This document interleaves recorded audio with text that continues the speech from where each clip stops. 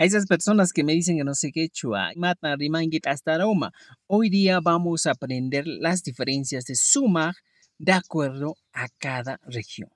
Por ejemplo, en Cusco, aquí en Cusquito, Cusco, encontramos el término sumar que se traduce al castellano como rico. En Cusco, los que hablan quechua collao, sumar va a encontrar como rico. Por eso decimos, pues, sumar mijona, sumar está rico. Pero, recuerda, los amigos que hablan quechua chanca lo traducen distinto al sumar. El sumar en el quechua chanca se traduce como bonito. Encuentro, por ejemplo, un afiche que dice sumar huaita, sumar sipas. O sea, cuando te das cuenta y dices, pero uno que va de Cusco se da cuenta y dice, pues son marcipas como mujer rica, algo así. Esa sería la traducción literal en Cusco. Pero, de acuerdo a la variación regional, Sumac en Ayacucho, Apurímac, en esa zona, es bonito.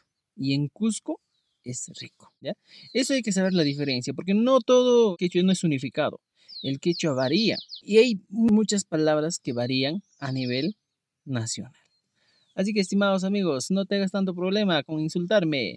Tu pananchiscama.